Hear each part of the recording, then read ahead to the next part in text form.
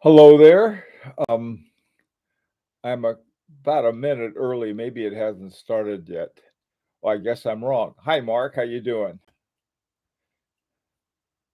Mark, is the video and the sound okay?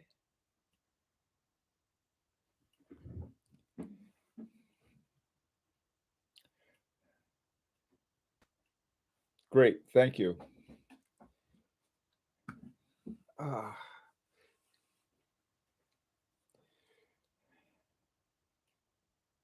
hey, lease time. How you doing? Storytelling time. Yes, indeed.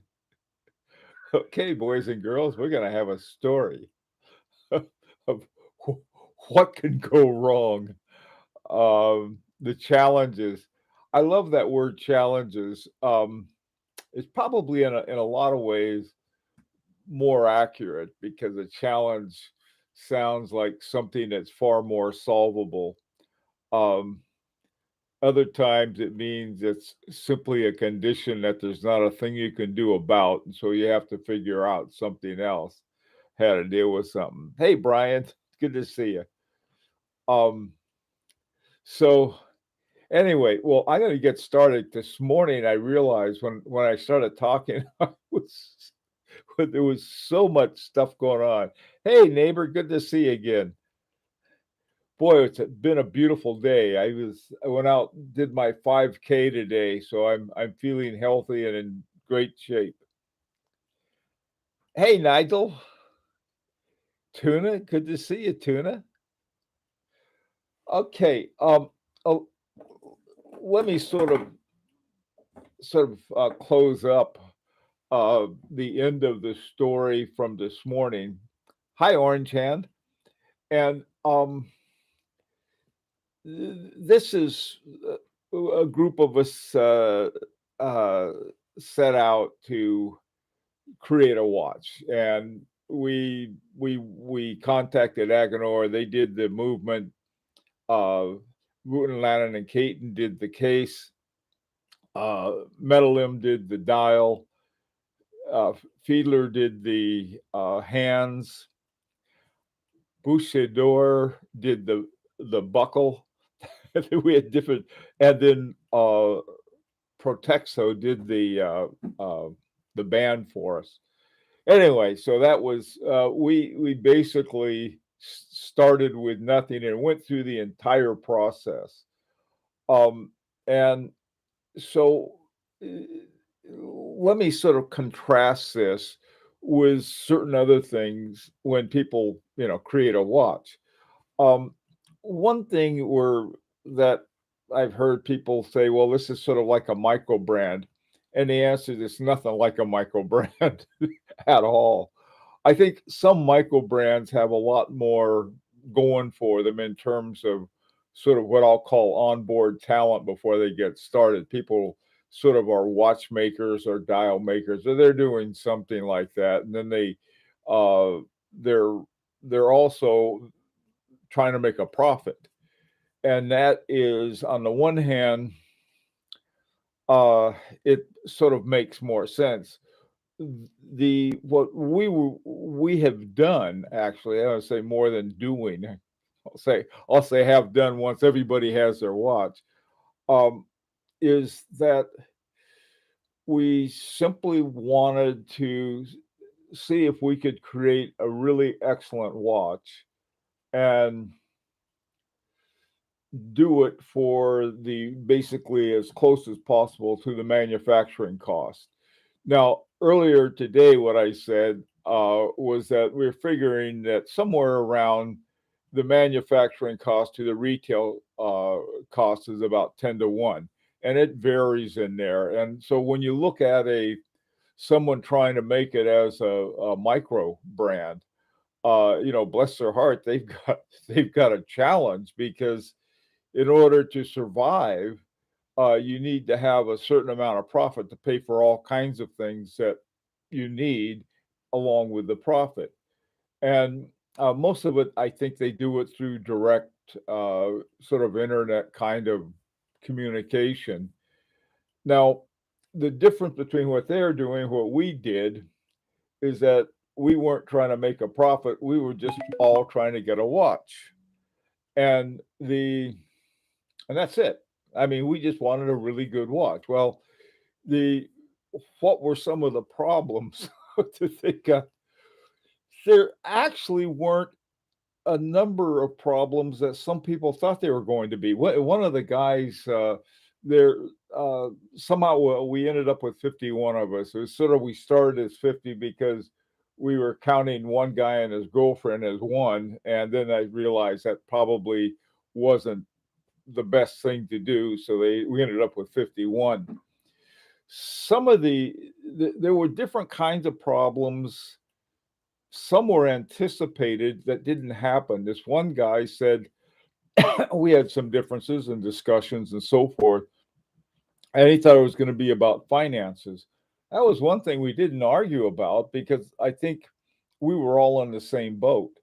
Uh, One thing that if one person had to pay it, we all had to pay it. I'm not saying we all loved it, but compared to what we got with what we could get for that amount, it was astronomically great. And so it was more like, now let me tell you some of the issues that you have to deal with if you want to start up something like this yourself. Hey, Forbin, and that is, hey, Cedar Canoe, Eric, how you doing? One of the things is that uh, I don't know how many years of Spanish I had, but I had a lot, and I was terrible at it. One thing I've always had a lifetime hearing loss, and so I struggled with it. Um, I don't know why, but but this friend of mine, one of my best friends, he went from German 2 to German 4. He was a natural with it. My sister was great, and she was taking courses in Russian and Spanish both. But me, I was struggling with Spanish. I passed, but that was it. So here we, and my pronunciation wasn't so great either. So here's a country, Switzerland. They speak French, German, Italian, and Romance. All I had to deal with was French because we were in the Geneva canton.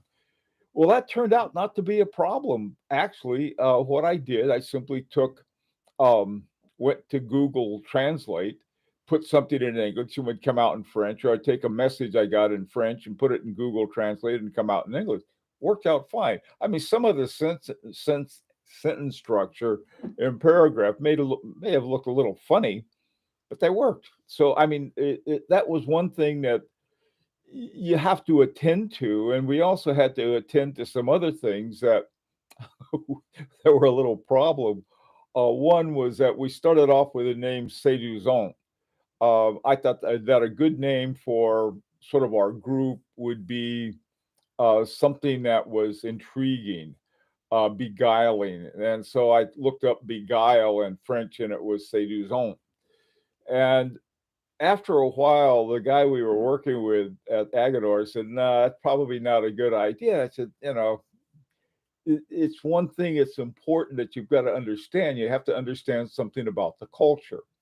And so some of the people said, "Oh, that's fine." The more who were more French were, "That's fine." The ones who weren't, "No, that's probably not going to go over too well." So we changed it. So we got a great name, Lyrique, which I like better anyway, for Lyric. And then the Etude one is Practice One. So that was how we got the name. But I mean, it's a problem. A lot of the problems we had were all solvable problems. One of the biggest problems that we ran into, I think, we had discussions about different styles and this and that, but like I had mentioned this morning, we compromised the color. Somebody came up with purple as the color of the hands, and a lot of people just said, "No way, let's just have black hands and move along." But the thing that was good about the idea of a purple hand, we all sort of like the idea of having burgundy or Beaujolais, sort of a wine colored hand, and that's what we ended up having. Not a great problem, but I think it was the attitude.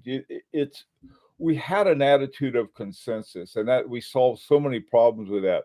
One of the biggest problems, and it was probably my fault more than anybody else's, we didn't the economics of it. The way we worked the economics, um, somehow my business bank account became our bank account. Now, the problem with that was that very quickly it came to a point where I thought I cannot use my bank account. So I took all of my funds out and put them in savings or something. So I had no money in there except the money that I contributed along with everybody else. So that worked out, but sort of froze up my account. At first, the one of the things we ran into, and this was sort of I think in play acting they call it a Masha X something or other. In other words, sort of some external god took care of it for you. And that was every time we transferred money, there was a $15 charge on my end. Now, some people were charged $15 on their end. When it got to my bank, there was another $15 charge. So instead of like a transfer of 100, they'd be transferring 70. Well, that that became a problem, and I think I added up. We had paid $1,600 just in transfer fees, and then out of the blue, my bank said, "Okay, we're upping you to platinum level." I've never been platinum level anything, so what happened was say, "Okay, we're not going to charge you the transfer fees." Great. I mean, when you're trying to figure things out on that. One of the things that I recently found out about that was a bigger problem, we kept running into these delays. And here's what happened. A lot of the companies that Agenor and some of these other watchmaking companies relied on went out of business during the pandemic. They were these little mom and pop store. I mean, very Swiss in the sense that this is how Switzerland's watch business had worked for 500 years or however long it was, and that all of these little specialists would be doing things and putting them together. And but a lot of them went under. And so what happened was that getting the parts and the gears and this and that and having certain kinds of things done, the companies that did that didn't exist anymore. So there was and then when they did, a lot of the people they needed to go to work for them didn't show up. I mean, all of those things happened, and so these were problems. And the good thing about most of them, we didn't know it. We we did not know all of the details of it because I think the people who we were working with wanted this watch to be successful as much as we did, and they did everything they could, but they couldn't. They didn't want to say, "Okay, guys, here we got this. You've invested all of this money, but we can't get this done." So they solved most of the problems that we had. In other words, the people we were working with really good people. I think that was the big thing, and good companies. And so when they ran into a problem, they would have to scramble around to get it solved. And like I said, they didn't want to tell us about it. And I don't blame them. And any problems that we may have had, we didn't want to tell them about it because we'd get it solved and then move ahead. So that was a problem, and I think that anybody starting during a pandemic, it was probably one of the good thing and the bad thing. The good thing was that we were able to provide some paying business uh, to companies coming out of a pandemic. The other thing I think that helped us resolve a lot of problems that we ran into was that it was sort of the attitude of everybody. One of the funniest things, right at the beginning, one of the guys asked me that we had sort of had a false start earlier on, but this one we started really rolling on, and he asked me, he said, "Do you think we can really do this?" I mean, it was like here we're getting a watch, the quality of F.P. Journe, Wooten Lannon, Gearbel Forsey, all of these famous watches that none of us could afford, or very few of us could afford, and for a great price because we were doing all of the other sort of bringing all of these pieces together. And he asked me, he said, "Do you think this is going to work?" I have no idea, and it was the truth. We didn't. Well, we were certainly hoping it would, and it eventually it did. This so it was going along, and I think the scheduling. I have a thing on my schedule back in July how we're going to be shipping everything. It didn't work out. Here it is almost. It is December. It's the middle of December, and we haven't had our first shipment. I think we'll have our actual first shipment next week. And so this was another thing, a good thing. It was sort of like a good thing, then a bad thing, and then a good thing that happened. And this had to do with the case. The case that our designer made for us or designed for us was, and then all of the kind of technical graphics that had to then go to Wooten Lannon and Caton. This was all done, and we had enough sense to keep our hands off it. And but what happened at the Wooten Lannon and Caton, because of the complexity of what we called this teardrop belt, they couldn't polish it. They had all kinds of problems with it, and this one I think they had to hand polish because we were trying to get one out for the watch time show, and then one other one for the Grand Prix, just to go to show up. We wanted to show everyone. Oh, that's another thing that was sort of a problem. I had volunteered to buy an extra watch that we were going to send to the Grand Prix, and then we were going to donate it to them, if we won. All right, we had no lack of confidence. That was one thing we had more of, probably than we deserved. So here we have this watch, and we decided, well, we want to put it into the petite aiguille category, which was under 10,000 Swiss francs. Well, our watch was, I think we were going to get it for ourselves for under 75. It didn't turn out that way, but that was what we thought. But we put the price, the retail price, at 9,500. Well, the people who were making decisions, who were members of the Academy of the Grand Prix d'Horlogerie, GPHG Academy, said, "No, you guys, who do you think you're kidding? You're just doing that so you can win a prize," which was true, but but we thought that was, we were doing it fairly because we had the amount was under 10,000 plus. We had a better deal than that. Well, um, there were a lot of people who liked it, but they said, "Look, you guys, that's not what the petite aiguille is for." Now, if we were correct in assuming that the retail price should have been 10 times the manufacturing price, that would mean that we'd have to have basically have to produce the whole thing for about $1,000, the manufacturing price, and then have the out the door price would be under 10,000 somehow.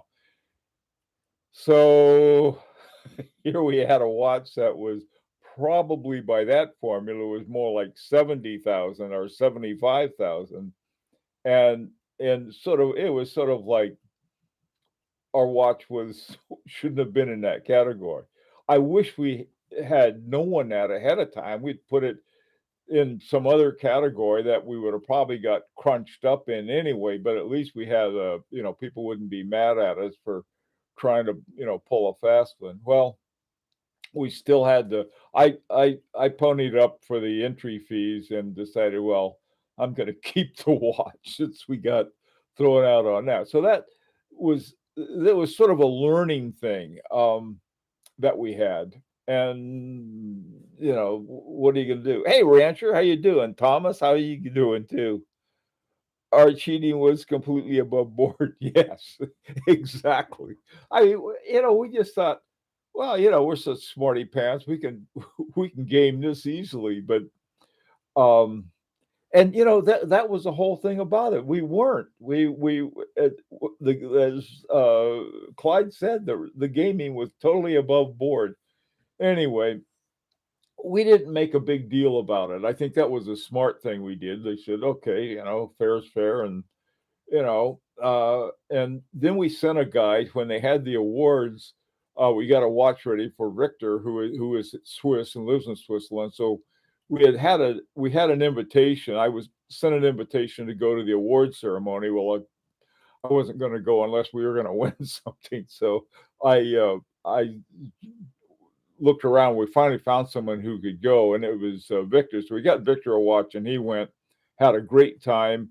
And really, he said there was so much interest in our watch that it was fantastic. Same thing I experienced at the watch time show. So it was like, all right, who do we think we are? So there was some other funny problems that came up. Initially, there was a problem with some nut wrote to Agenor and said, I hear these guys are trying to make a what? This is what you should do. It's unbelievably dumb that, oh, you should put in dual barrels and yaka, yaka, yaka. I mean, it was like, what? But, they sent me the note and I told someone, just tell them, pat them on the head and, don't bother me, kid, kind of thing. And then recently, another problem we ran into, we kept having to set back the date for getting our cases because they had to have the cases for the to put our watch together. And so, some people are, well, when are we going to get it? When are we going to get it? Finally, what happened was Voot and Lannon had to get a brand new special type of device to deal with our case. And so, and that's the thing about Voot and Lannon and Caton, rather than, kicking out, something half-ass out the door, they waited until they got the right tools for it. Well, whoa, this was so finally we're going. I hope that we have our first shipment next week. Now, some other things that I think are important to understand about this in terms of problems that came up that were sort of like, well, we're going to do these guys a favor kind of thing, and they did. Agenor is not a watchmaker. They make movements and modules for watches, and they probably have the watches that they have made movements and modules for have won more Grand Prix awards than just about anybody else, with a few exceptions. The problem is that the award goes to in the watch. For example, Van Cleef and Arpels. Who else? They're Hermes. Oh, Flave. I forgot the name of the other one. There were a lot of other watches though, and then they had this incredible chronograph, the Agengraph chronograph, and 2 or 3 different watches using the same chronograph won awards because of that. And so you have this so we had this kind of strange thing going on. Here we had this great watchmaker, great movement maker, but they weren't a watchmaker. So what the initial plan was, and this is I forgot about this. This was our initial plan. We were simply going to buy the movement, the case, and then put it together ourselves, or take it down to Joe at the watchmaker. Well, I'm glad we didn't even try to do that. Fortunately, what happened was that Aguilar said, "Well, look, I'll tell you what, we'll case it up for you and put everything together." And I'm so glad they did, because they know what they're doing. They hired an extra watchmaker to take care of that for us. They had another thing they did was that, yeah, we got all excited about, oh boy, we're going to get our watches, and there was an added extra time that had to be added to it. I think it was 3 days, because of the testing that they did. The quality of the testing and adjustments and so forth was such that on my watch, I thought, well, I'll see how, what a good job they did on it. It was not adjusted for chronometer rating. So I sent it in to the Horological Society of New York, and for their there was some kind of rating level. It's some kind of international standard they use for chronometer ratings, and they bumped it up a couple levels, and our watch made it past the chronometer level. So, but seeing it as a problem is like, well, it's going to take 3 extra days. Well, what's going to happen? And well, found out what happened was that this we get this incredibly good watch. I mean, they did so much more to it. Everything was hand done, just dealing with all kinds of things that had to be dealt with. I mean, these most of the problems that we had to deal with, we didn't have to deal with. They had to deal with them, and they did it. And what we saw as a problem was essentially the extra time that it was taking. So, you know, this was those were most of the problems. Uh, Financially, we ran into a few problems that had to do with a number of things. First of all, we didn't plan on a designer. That was somehow going to happen. We didn't plan on a strap because we're going to have them send without straps, and then we were going to all go out and get a, like I did. I went run out and got a gator strap, and all of these kinds of things we were going to do that were not planned. We had to get a buckle. We had to get a strap. If we were going to send it into a Grand Prix, we couldn't send it in without that. At least that was what I felt. We had to get a leather strap. We couldn't get a gator strap because if we did, then we'd run into a sights problem. And so anyway, so all of these little things started adding up, and then somebody decided somehow we have to get a lawyer so that the name Lyrique is, at least in Switzerland, we have a copyright on it. So we hired a lawyer. That was another thing we had.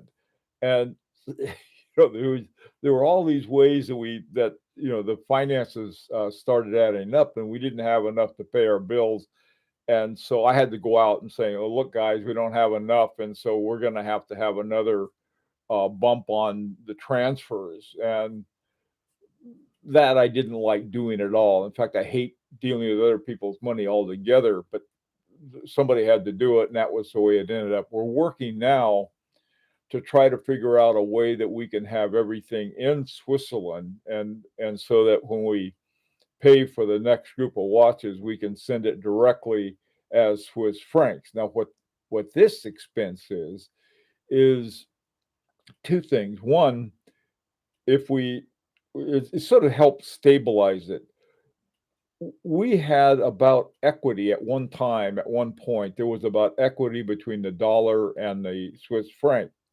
Now, I looked the other day, I'm afraid to look anymore, but it's gone from 1 to 1. It's jumped up 8%. And so when we get a bill for, like, let's say $10,000, we have to have $10,000 plus 8% over that to cover the cost of it. So these are some of the things that we had to deal with, and why it was very, very difficult to deal with this. Hang on, the porno's here. I got to get rid of it. 1 second. Report BAP. Um, they'll get rid of it. Okay. Here's some more.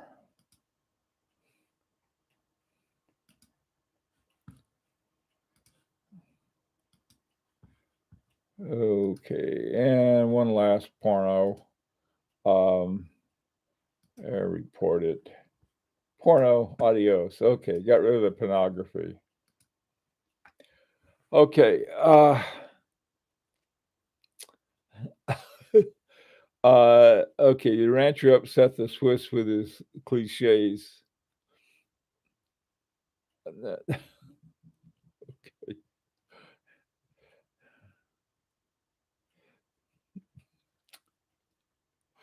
Fabergé, Mark, that's the one. I don't know why I keep forgetting Fabergé. That was one of the ones they won a lot of awards for that one. SP Hand Engraving. Greetings. Greetings to you too, Hand Engraving. Forbin, not my watch. Okay, not on my watch. Okay, let's see what's going on here. Hi, Tansy. How you doing? Okay. Hey, Bill. Good to see you again. Okay, so anyway, so those are some of the kind of problems that we dealt with. My God, I tell you, I can't believe we're out of time already. Um, we did have a few trollings recently because we've been having so many delays. And but somebody sent in some emails to into Agonor saying, well, they had bought X number of watches and they haven't got this and they're gonna raise hell about it and everything. Well, it turned out that these people were made up names and made up orders and so forth. In other words, they were just jerks. And so I basically wrote them back and said, fine, let me know, send your real name in and I'll check because I had records on that. But those you're going to get a little trollishness everywhere because they, that's the way some people are.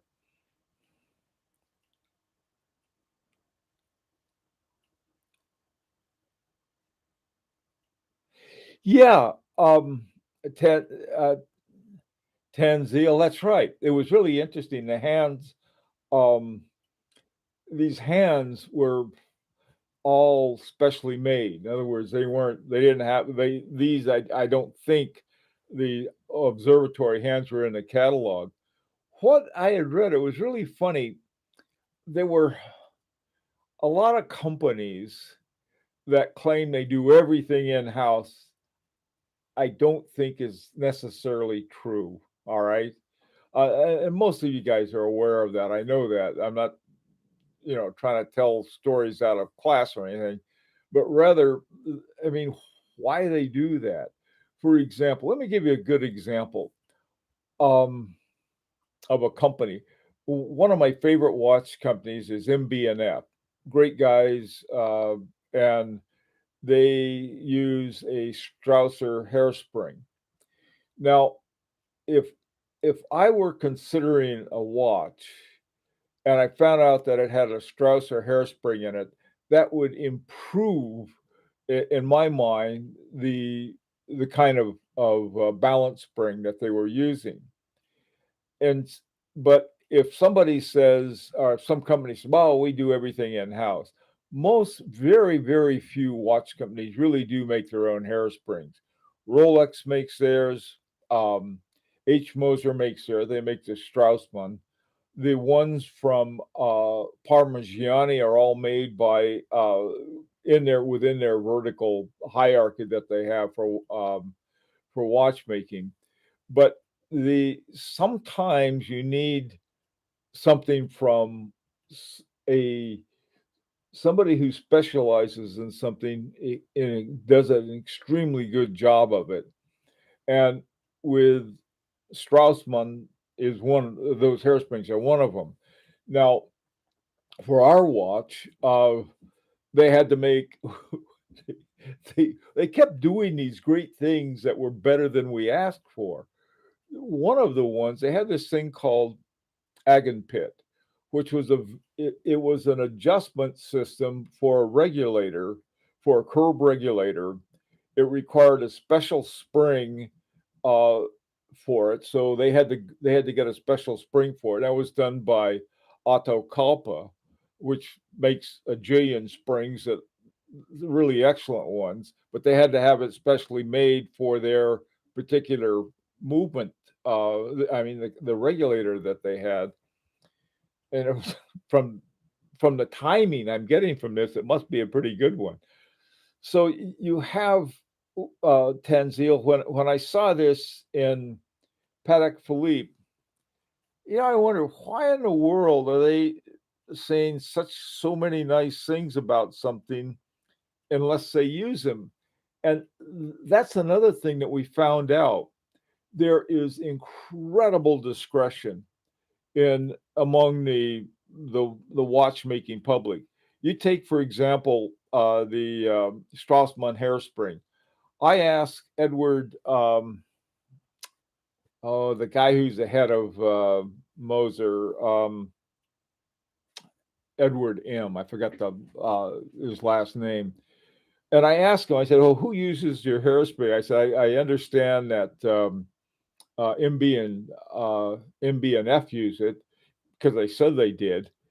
And he wouldn't tell me. He said, "Well, people don't want people to know that." Well, that's not the only thing you don't want them to know. There are all kinds of parts and things that are made in Switzerland, and it's you know we they just don't give out all that information. And we figured, well, we don't have anything to hide, and we haven't. I mean, everyone knows Agenor did the movement.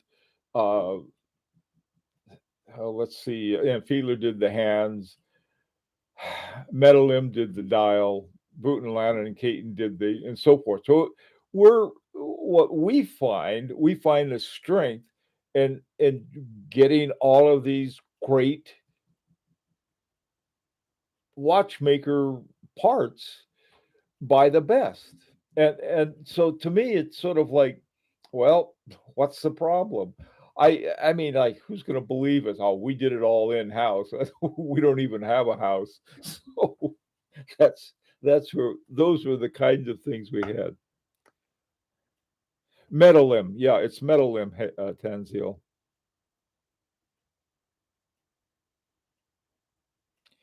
Yeah. Hey, Tuna, what's up?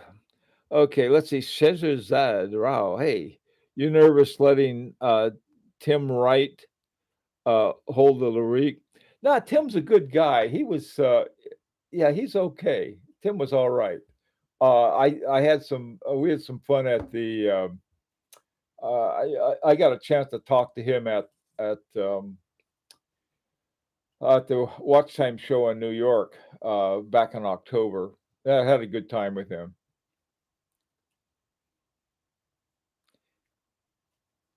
Okay. Well, guys, listen. Hey, Forbin, I'll close this off. See Hairsprings feature in a blog to watch. H. Moser has separate company called Precision Engineering AG that makes them. Yeah, I know. I'll tell you something else about that, Forbin, that's sort of interesting. The guy that made the what's it called? The hairspring for Rolex. I forgot the name of it. Um, something chrome, parachrome, the parachrome hairspring. He also did some work on the one for the Strassmann hairspring, working with precision engineering.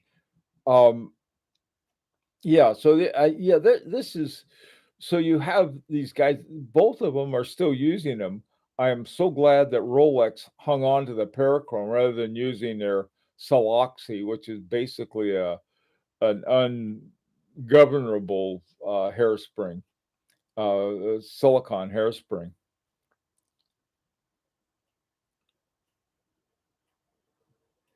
Can you tell us something about the Lyrique too? God, if there's going to be two more that we have planned right now. Um, one is going to be a one with a guilloche dial. Essentially, it's going to be this watch, but we're going to have, I think we're going to be using Breguet hands and having some really good guilloche done on the dial with a different pattern, a dial pattern, but essentially the same watch. The other one is going to be very different. We've got to figure out what kind of movement that Agenhor is going to put together for us.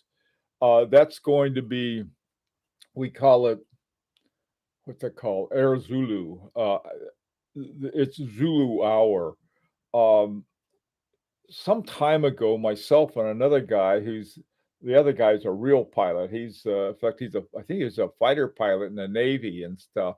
And I used to be a pilot with, civil aviation kind of pilot.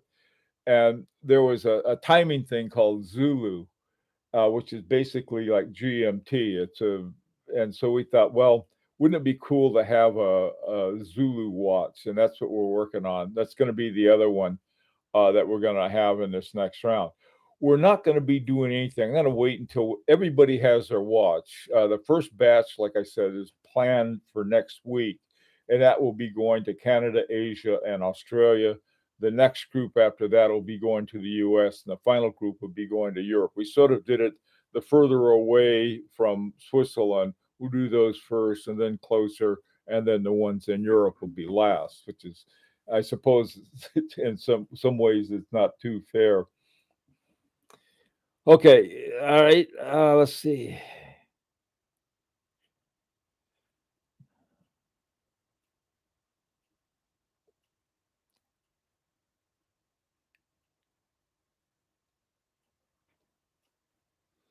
SP hand engraving. Let me guess. You do hand engraving. Um, not on this round. This is the thing about it. We try to focus. If we don't focus, you can really end up with a car wreck. I'll put it that way. We like to think of it more as a Manhattan project where we have all of these really great people coming together rather than, sort of Homer Simpson's car. There was all of these different things that were thrown onto it. Um, but one of the things too is that some things, I mean, I suppose if somebody wanted hand engraving on their watch, on an individual watch, they could send it to somebody who does that. But for right now, we're that's not part of the plan, but it may be in the future. We'll see.